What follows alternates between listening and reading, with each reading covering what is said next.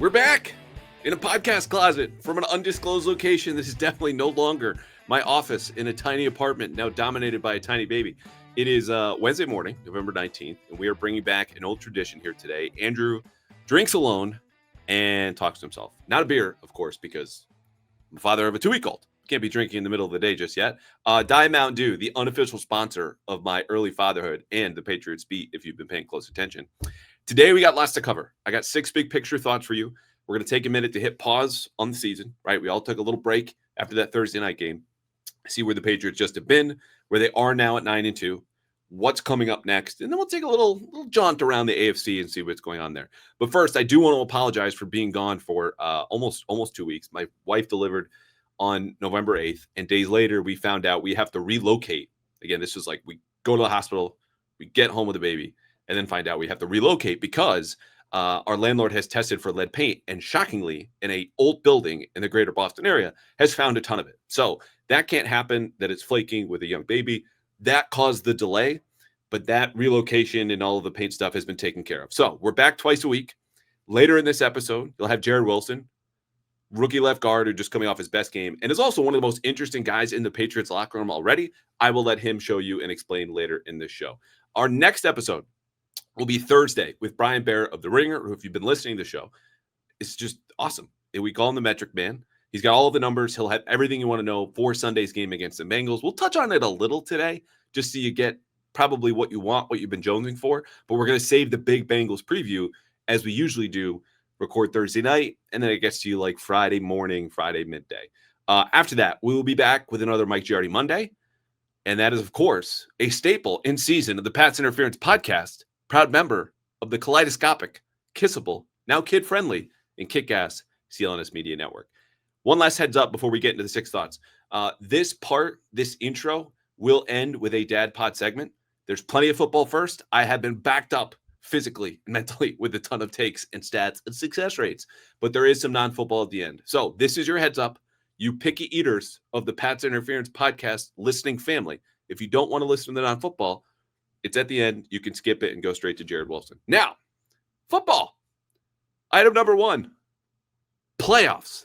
Okay, can we pause for a minute and just repeat to ourselves that the New England Patriots, winners of 8 games the past 2 years combined, portrait of NFL dysfunction the last 3 years, projected middling team in 2025 by yours truly and basically everyone else, is now basically guaranteed a playoff spot.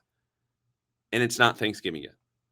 Okay, let's do it. Let's repeat it. The New England Patriots, winners of 8 games the last 2 seasons combined. Portrait of dysfunction the last 3 NFL seasons. Projected middling team this year by yours truly and everyone else is already guaranteed a playoff spot before Thanksgiving. The Patriots have a 97% chance of making the playoffs according to the Next Gen Stats and ESPN. It's always really nice when our analytical bottles get along. So good job by Next Gen Stats and ESPN. They are the odds-on favorites to win the AFC East, according to any sportsbook, our new overlords and governors for how we just frame everything in and around sports, okay? That means the Patriots, barring some big surprise, are going to play a home playoff game in January. The last time that happened, you might remember, it was before the pandemic, and Tom Brady was a Patriot. Now we'll skip what happened in that game, but you get my point. So while we do get caught up, and I have a hand in this, I might have 2 hands in this, okay? In the defense giving up opening drive touchdowns, and the schedule, or the trade deadline and what didn't happen, or the blah run game, or Josh McDaniels called this on 3rd down. Oh my God. I'm guilty of that. But for this moment in time, November 19th, I just want you to turn off the radio or tell the inner critic or the podcast or that writer or whatever, just stop. We don't need to wait until we're sitting across from drunk uncle with a turkey between us to sit and realize we should be thankful. I know I am, in a way that is atypical in this job because it's supposed to be objective and analytical. But look, winning is fun. It is better for me in dealing with the people that I work with. I know you have more fun watching winning football. The Patriots have delivered that to a degree that is already stunning. They are 9-2. They've got proof of concept with Mike Vrabel. You've got an MVP candidate in Drake Maye. I believe they will capture the number 1 seed in the AFC. And here's why. Their toughest remaining games, as we all know, Bills at home, Ravens on the road, and then, pick this Sunday or the Giants the week after at home. Bengals, Giants, doesn't really matter. Compare this, though, to the Broncos. They have 3 of their 6 remaining games against current playoff teams, plus Kansas City on the road. Chiefs are currently out of the playoff picture. The Colts, the other team that is only got 2 losses in the AFC, 4 games left versus current playoff teams, plus Kansas City on the road and the Texans at home. That's brutal. So I don't know yet if I would take the Patriots over either the Colts or the Bills or, the Broncos in a playoff game. We're not there yet, okay? That's almost 2 months away, in fact. What I do know is, as far as you and I are concerned, actually, this is mostly you. I'm very busy all the time. It is the second semester of your senior year of high school. You got into college, okay? It's just time to kick your feet up and just enjoy, because it's been a long 3 years to get here. Okay, number 2. Gratitude and good feelings out of the way. Milton Williams injury. So if you were inclined to be a little bit more negative or anxious about things, here you go. This weekend, the Patriots got bad news that Williams will miss at least 4 games in 5 weeks, including the bye, because they opted to place him on injured reserve. He's got a high ankle sprain, okay? The soonest Milton Williams can return is December 28th when they go to the Jets, just after Christmas and after that Ravens game. So he is going to miss their 2 biggest and toughest games coming up, at home against the Bills, December 14th, and then the next week at Baltimore. Milton Williams, arguably the Patriots' best defender this season, inarguably a top 3 defender and one of their best overall players. So the fact to me that they moved so quickly to put him on IR, knowing it would be 4 games and 5 weeks, says to me there's a chance he might even miss that Jets game, partly because you just need to get your cardio back, or as LeBron put it after however many weeks he was out with sciatica this week, that he feels like he's got newborn lungs. He's got to get his grown-ass man lungs back. But high ankle sprains are really better described as a twisting of your lower leg bones. Okay, so these can and often do take 5 to 6 weeks or longer. So this is not what happens when you and I play pickup and roll an ankle. This is different. Now, zooming out, the Williams injury is the exact danger and lack of margin for error when we talk about the roster depth and talent that I've referenced before and why the Patriots should have added a pass rusher at the deadline. This is not about the deadline. That's past, okay? It's about the high-quality depth that the Patriots have, and understandably, how that is much thinner relative to the other good teams in the league and even the AFC. So if they lose another high-impact player at a premium position, like a Milton Williams, at the wrong time, and obviously this excludes Drake Maye. If Drake Maye goes down, so does the season. Their Super Bowl hopes are on life support, okay, if not in hospice, because your road through the AFC playoff sense means you have to go through teams that are all more talented than you. It's not an impossibility, but Milton Williams going down, again, is something that they should have guarded against by getting another pass rusher. And the example I use is Callahan Chason. Here's a guy, Chris Collinsworth voice. They signed for 1 year, $5 million. Great find, great deal. No one has been higher on Chason than me since the start of the summer. But he's essential now. The Patriots live in a world where losing Callahan Chason would be catastrophic to their edge rush and perhaps the defense. That's not a world you want to live in if you got Super Bowl hopes. Because through 11 games right now, and this includes Milton Williams and Chason, the Patriots pass rush has been about average. Their pass rush, ready for a ton of rankings that you didn't ask for? 16th by PFF, 21st in sack percentage, 18th by pressure rate at Sumer Sports, and 19th by pressure rate at Sports Info Solutions. ESPN's pass rush win rate, I'm not as high on, but they're 24th in there. So all of that is middling. Milton Williams, per PFF, and these numbers are close to mine, had 35 pressures this year. His absence now means that 16% of their total pressures are gone. And they'll replenish that a little bit with Kairos Tonga, another guy you're not going to find anyone higher on than me. Okay, but he's got a half sack for his whole career. Behind him is Corey Durden and Joshua Farmer. Not great. Okay. Without Milton Williams, the Patriots defense is going to lose a lot in high leverage moments, not to mention the run defense, which if you read the film review, Doug and I co-authored and detailed, really took a hit in that Jets game. This is not doom or gloom. It's just to say the Patriots cannot afford another big injury like this, and especially once we get to January. There's nothing they can really do about it, but these are the things I was trying to guard against, and I think they should have done a better job guarding against, or even if they ended up paying Jalen Phillips, which again, I was never firmly on the record about a third-round pick. But you were able to kick some guys inside to offset, say, Milton Williams' loss, if maybe Harold Landry goes in there. There's the ways to work around it. Right now, you're just stuck with the rotation of Kairos Tonga, Corey Durden, and Joshua Farmer. That's not so great. All right, number 3. I have a story coming out later this week about the hidden changes behind the Patriots turnaround, which, of course, excludes Mike Vrabel and Drake Maye. And these changes, I think, deserve more credit than they've received. But I'm going to give you one of these right now because I'm impatient and we have a podcast to do. It's a sports science program. Did you know, speaking of Milton Williams, he was the Patriots' first starter to go on IR this entire season? Okay, the Patriots are not just among the healthiest teams in the league generally, but they're the healthiest among their best players. And that sports performance staff, now led by Frank Perrano, who was with the Giants and before that with the Titans, and Mike Vrabel, has incorporated more rest and other things that I'm going to save that part for the story. Okay, than any Patriot staff of the modern era. This goes back to training camp when Morgan Moses is getting some team drills off because you need your 34-year-old right tackle who has, talk about proven depth behind him. You need him upright for at least 16, hopefully 17 games in the season. So this has now included some shorter Wednesday practices, other veteran rest days. Vrabel's mentioned Stephon Diggs and Hunter Henry and Harold Landry and others probably going to have their workload curbed a little bit as you go deeper into the season. So it's no accident that these changes happen. And then the Patriots, again, are now among the healthiest teams in the league. I can't tell you exactly where the line is because that would be disingenuous, even asking around about this. But what I can tell you is that the Patriots had no sports science staff for most of the Belichick era and were among the last teams to jump on board. Belichick poached, actually the Celtics head guy at the time, brought him down to Foxborough and put some of that information to good use. But also, when I wrote about this a couple of years ago and talking to players and former players, they told me the numbers would show they had maxed out in practice the day before, indicating, you should probably get some veteran rest or skip a period or do something. Bill would look at the numbers from that staff and say, and toss it out the window. So the fact that they're using some of that information and some new techniques and approaches, I think has helped them survive this marathon better than, frankly, we've seen from the Patriots the last 6-7 years. Because can you remember the last year that the Patriots finished strong? It wasn't their last playoff run in 21 when they fell apart. It wasn't 19. The last playoff run before that with Brady when they start 8-0 and end up was 11-5 and 11-6 after that last loss, maybe 12-4. The point is you're 500 or worse in the second half of the season. Okay, they might not do that here. I would bet they will. But what we can say again right now is after Williams, here are their most impactful injury losses so far this year. Christian Gonzalez in the first 3 games. Kayshon Boutte and Ramondre Stevenson have missed the last 2 to 3 weeks. That's it. Okay. Williams is the first and only starter to go on IR. The only other close candidates are Antonio Gibson and Lonnie Tavai, who have been rotating in first and second team going back to training camp. Last, I'll leave you with this on the injury stuff.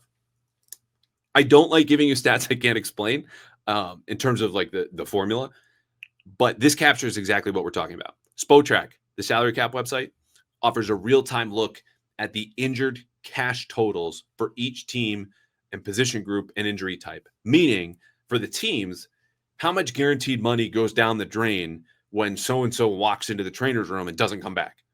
Okay. Looking, of course, at the contracts of those players. At the top, here are the most injured teams losing the most cash. The Bengals, of course, been without Joe Burrow. Big deal. They're bad. The Cardinals, who have been without Kyler Murray and a couple of other key players, including a lot of recent draft picks. A lot of money down the drain. Houston, Washington, no Jaden Daniels. Banged up Lions team, and the Cowboys are in there after missing CeeDee Lamb. Those are most of the teams now in the top 10. Who's at the bottom? Care to take a guess?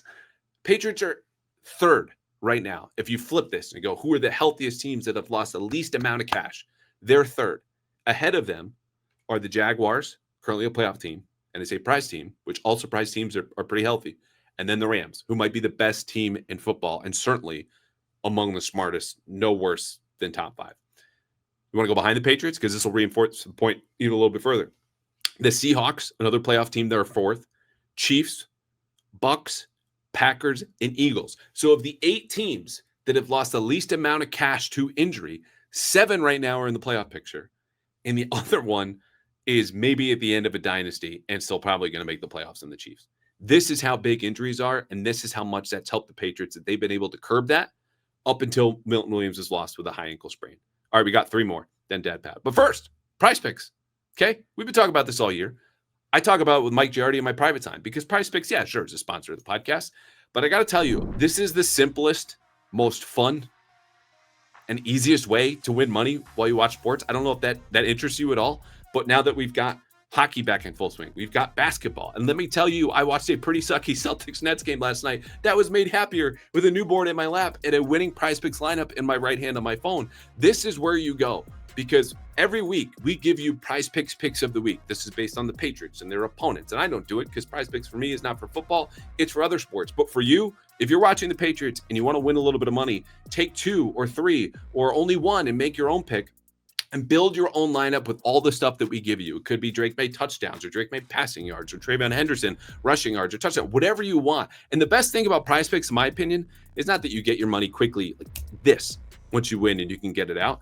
You can change the numbers that they give you, so it's not just what they want to show you. If you want to bump up Drake Maye, you think he's going to throw 3 passing touchdowns, you can do that. If you want to take Trayvon Henderson down to like 25 rushing yards or something, I'm sure you can do that. But you can only do that if you can download the PrizePicks app today and use code CLNS to get $50 in lineup after you play your first $5 lineup. You pick a player, you pick a stat, you do that again, boom, that's a 2-player lineup. It's that easy. But again, that's code CLNS to get $50 in lineups after you play your first $5 lineup. PrizePicks, it's good to be right. Okay, number 4, Drake Maye. I tweeted this the other day, and I just think it bears repeating again. He is 6 games away from the most accurate season of the modern era. Drake Maye has completed 71.9% of his passes. That leads the league in completion percentage. That's cool. Okay, Drew Brees set the record in 2018 with a cool 74.4%. Now, Brees that year had a CPOE, a completion percentage over expected, of 6.8%. Before I lose you, know the numbers, hang in here for a second.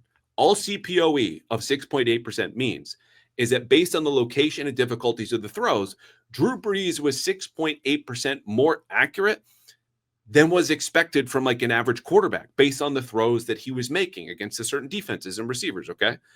Drake Maye, meanwhile, is at 9.3% CPOE. That's more than 33% higher than the most accurate season from the most accurate passer in NFL history. Part of that, of course, is depth of target. How often are you making longer, more difficult throws? Okay, Maye right now is 3rd in the league in average depth of target, meaning when he's throwing the ball, the receiver on the other end is about 9.4 yards downfield. Brees that season was 7.7. That's more than 1.5 yards further downfield that Drake Maye is throwing, and throwing more accurately than the most accurate passer in NFL history in his most accurate season. And it's interesting because, of course, deep passing has been Drake Maye's hallmark for pretty much this entire year. And yet you look at that Jets game, he was 1 of 6 on deep passes. And he still boosted his case with the CPOE because he was 24 of 26 within 19 yards of the line of scrimmage. It's preposterous. It's insane. It's historic. And we should be talking about it more. Number 5, I mentioned Pats-Jets. We'll do this quickly. Very clean football game. Like to see it. Okay. They were never going to bowl you over with this dominant performance over a bad team. Like the uniforms were cool. And it's kind of telling when we talk about a game more about the uniforms than the football. Anyway, as far as how clean it was, 0 turnovers, 2 penalties, 3 missed tackles. That's all you want.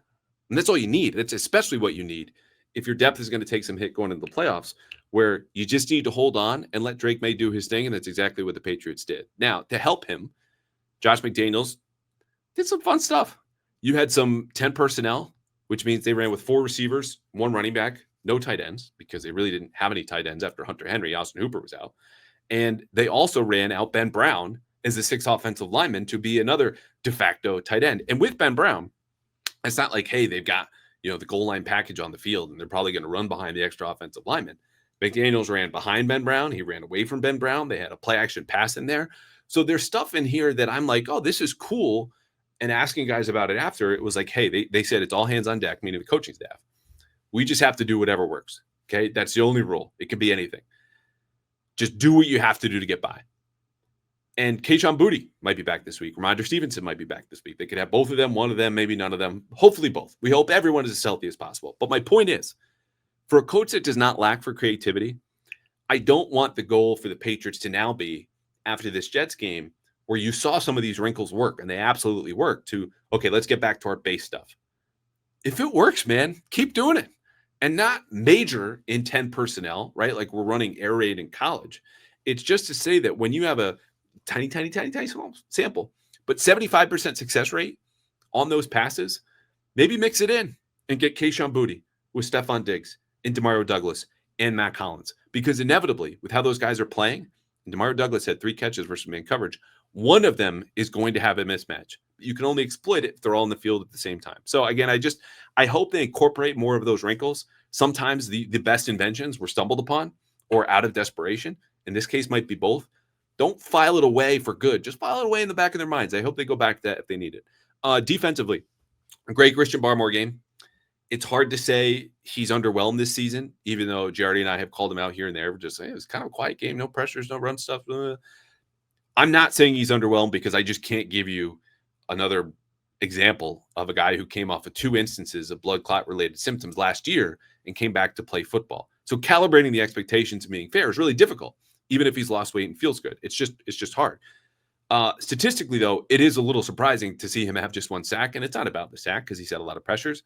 But as we discussed here, until Thursday, a lot of it's been, like soft pressure. You're kind of in the neighborhood of the quarterback, but you're not knocking him down. You're not knocking him on his door even. So for this game, 5 pressures, matched a career high. Really, really good for career for Christian Barmore. And of course, you want to see that now that Milton Williams is gone.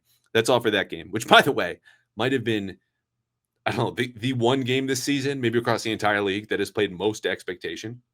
Patriots are favored by 13.5. They won by 13. They gave up an opening touchdown, which is now just like a given. Maye was awesome. The Jets did a stupid thing at the end and lost a snap and gave the ball away. It was just a simple, straightforward, exactly what you expected. Pats put them in a chokehold and won. All right, thought number 6, Pats-Bengals. So, again, more tomorrow. Brian Barrett, which, again, by the time you get this, will probably mean Friday. Bengals defense is capital A-T-R-O-C-I-O-U-S atrocious. This is another, if you're McDaniels and Maye, as much as Callahan just suggested, like, hey, more wrinkles. This is fun. Those worked. Keep it up. This is a play simple football and do simple well kind of game. Because if you leave Cincinnati without a turnover, you're going to leave Cincinnati with a win, barring some complete catastrophe from the special teams. Because defensively, I think they'll be able to hang. It's just, you pick a metric, the Bengals are at the bottom. Defensively, since he's losing Jamar Chase to a 1-game suspension, don't spit on people, by the way. I know we get in the heat of the moment. Speaking of we, of course, me and NFL players, two very similar folks that you always think of at the same time. Just don't spit. Just don't do it. Otherwise, you might miss a big game for your own team, which Jamar Chase will.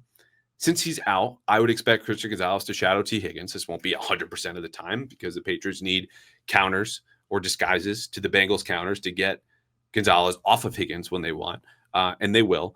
But this game, to me, is not even going to be about the passing game. It's going to be about the running game on that side of the ball because the Bengals are 5th in rush offense by DVOA. They're 2nd in EPA. And those numbers are inflated. Like, when we throw out all the numbers in the show, like, I'm not going to just completely faithfully abide by the numbers, especially in small samples. You need to complement it with the eye test. And what the eye test will show you is that I think part of that running game not only is a little bit more, boom or bust. You got games with 3 rushing touchdowns for them and many with 0. Is that I think Cincinnati's had an easier time because they've been facing lighter boxes because you need to stay in too high when Jamar Chase is on one side and T. Higgins is on the other. That won't be the case Sunday. Still, when you lose Milton Williams, you need to maintain your run defense with Tonga and some other players because the way that the Bengals win this game and pull off an upset as touchdown underdogs at home is running the ball, controlling the clock, and Joe Flacco hitting some deep completions or pass interference penalties. I don't know. So those are the initial thoughts. A lot more with Brian Barrett later this week. Okay, those are the 6 thoughts. If you do not want to hear about non-football stuff for the next couple of minutes, fast forward, hit pause, whatever, and forever hold your peace. So it has been 12 days since my daughter was born. And for the folks on YouTube, you can see that I'm grinning about as wide as any person has ever grinned on 3 hours of sleep. But I wanted to talk about this today because it's the most important thing I will talk about maybe ever. And I will keep it to one story and one anecdote because Dad Pod is a segment. It's not a show that we'll do. And we'll do more with Giardi on Monday and he'll make fun of me and it'll be a lot of fun. But the point is, like, it's amazing to me when you have a major life event and usually it's life, entering with a baby or life exiting and you have the loss of a loved one that just everything else fades in a way that nothing else can be as remotely important as what just happened or what's going on. And it's not to say that I didn't care about the Patriots. Like, we watched the Pats-Bucks game in my wife's hospital room. Okay, I rewatched it my first night at home with my daughter on my lap. But I want to go back 2 weeks because this is the story I told on the radio yesterday. My daughter was due November 5th. So that's Wednesday before that Bucks game. And it was a weird week because it felt like I was covering college football, save the baby stuff to the side, which I did for a couple of years. But if you cover a good big name program, there are 365 days in a year, 12, 13 that really matter, and they're all Saturdays.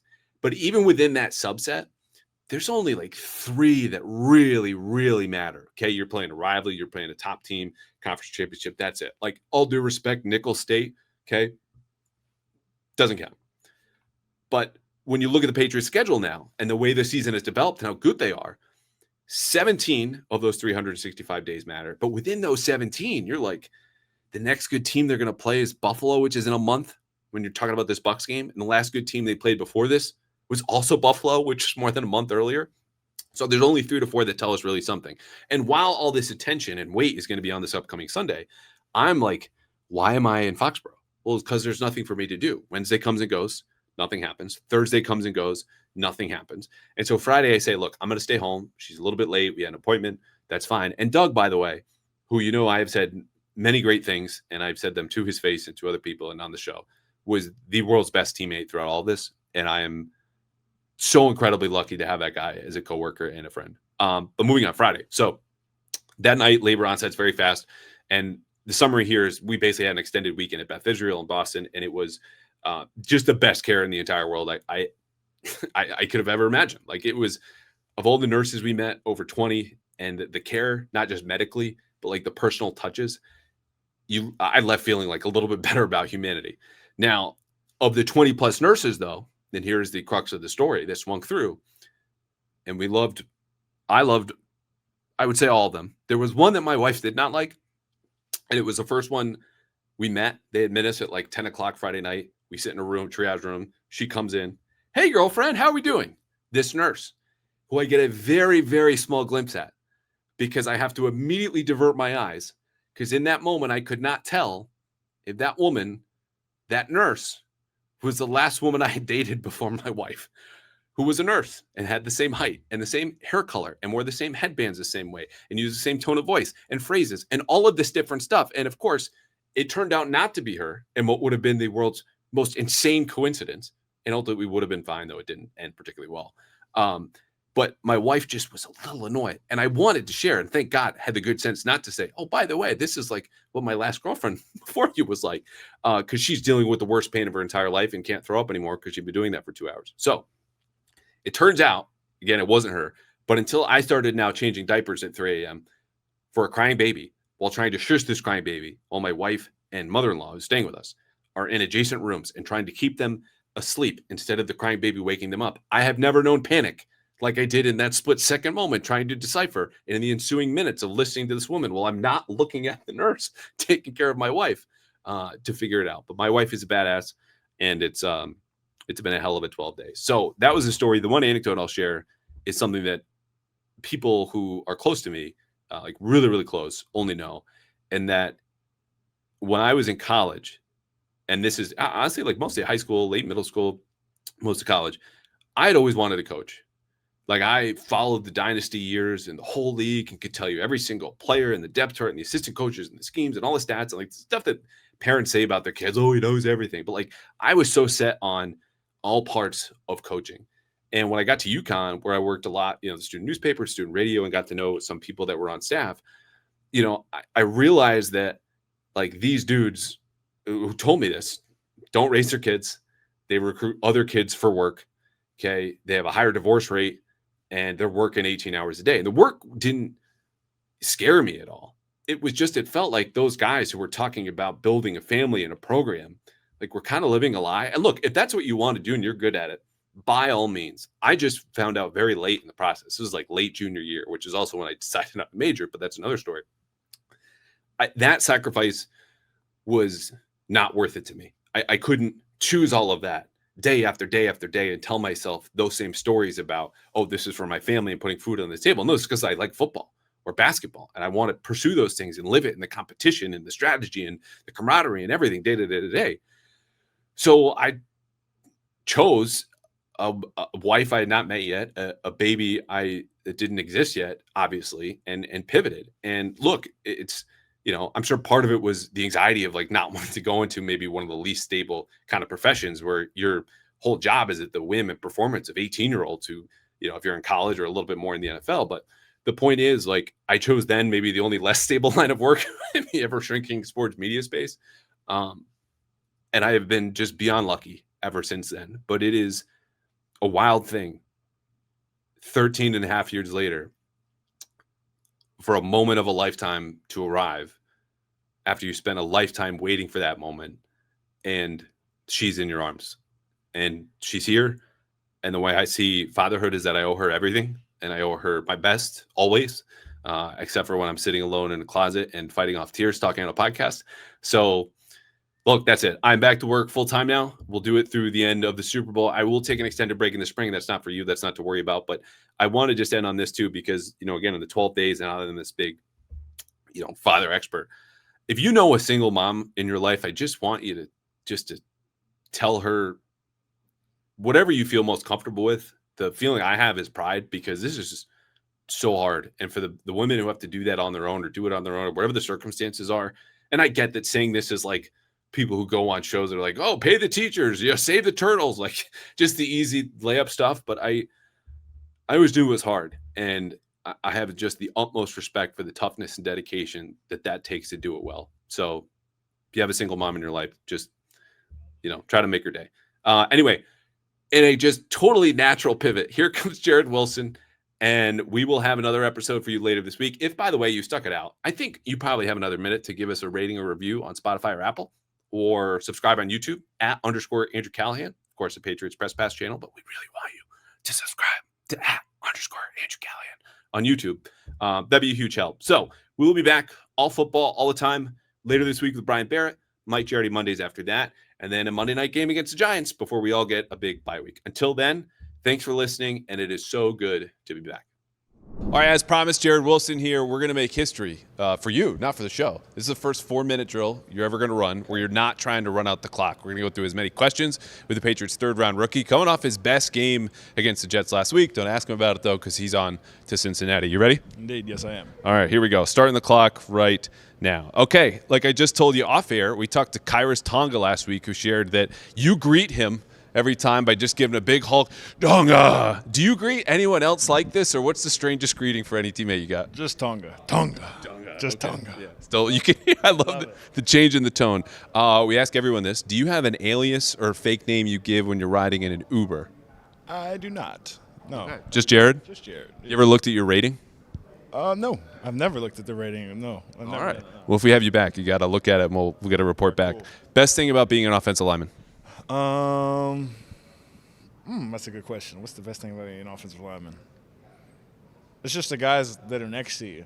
It's just great having 4 other guys with you and we all have to do the same thing and all have to be on the same page. So it's pretty cool. All right, camaraderie. Very wholesome answer. 30 years from now, there's a documentary made about Jared Wilson, and it's not about your football career. Mm-hmm. What is that documentary about? Probably the amount of video games I play. Snakes, and my fiance. That's pretty much it. Okay. Next question is about that snake. You told us just after you got drafted, you were planning to buy one. Yep. What's the latest there? Nothing yet. I'm waiting until we possibly get into a house in the off season, so we'll see about that later on. So she agreed to marry you, knowing about the snakes. Yeah. Oh yeah, for sure. Yep. Okay, good. Maybe waiting until after you actually put a ring on it and then you get one. Yes, I've got the ring's on there already, fiance. But just waiting for the right environment. Okay. Got to get a tank and all that. Yep. When you were still single, what was a typical first date? What would you do when you're taking somebody out?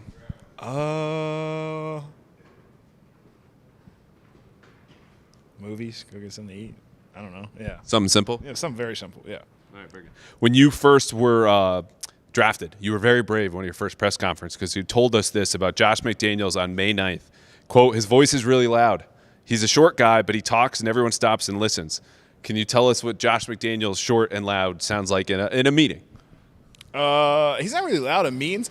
Josh has one tone, and it's just up there. He's never kind of talking low. He's always up here, which is a great thing. But he doesn't really raise his voice, like I said before. It's just one tone, and it's loud. What's that tone sound like?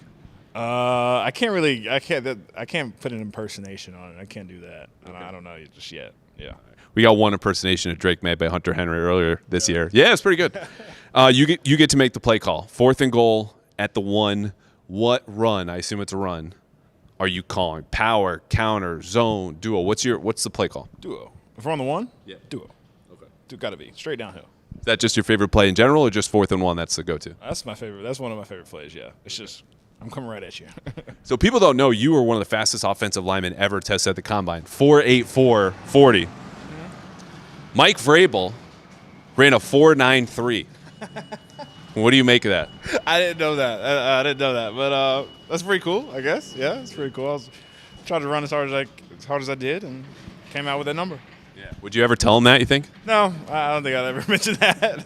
No. What's one thing that would surprise people about Will Campbell?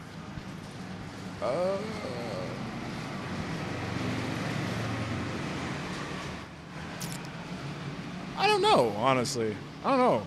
Straightforward dude. Hunting, football, girlfriend. Football and girlfriend. Yeah, that's pretty much it. How does Jared Wilson talk trash? I don't really talk trash. I don't really do that. Okay. I don't know why, but I've never talked trash, like, ever. Really? Yeah, I've just never done it. So people talk trash to you, and you do what? I just walk away. I don't really listen. Peaceful guy. Or I laugh at it sometimes. It's pretty. Some of the trash talk's pretty funny. Honestly. Who made you laugh most recently? It wasn't this game. Who we played before this? The Bucks. Yes, it was the Bucks. Number 96. I'm not gonna say what he said, but he said something like we were in a pile, and it was hilarious. I started crying. Is there like a PG-13 version we could get across here? No. No.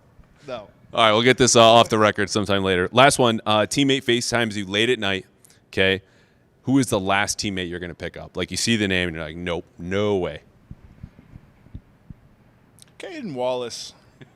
Why is that? It's just Caden. Yeah, it's just Caden. All right, and that's just Jared Wilson. Thanks for hanging out, man. I appreciate you taking the time. Thank you.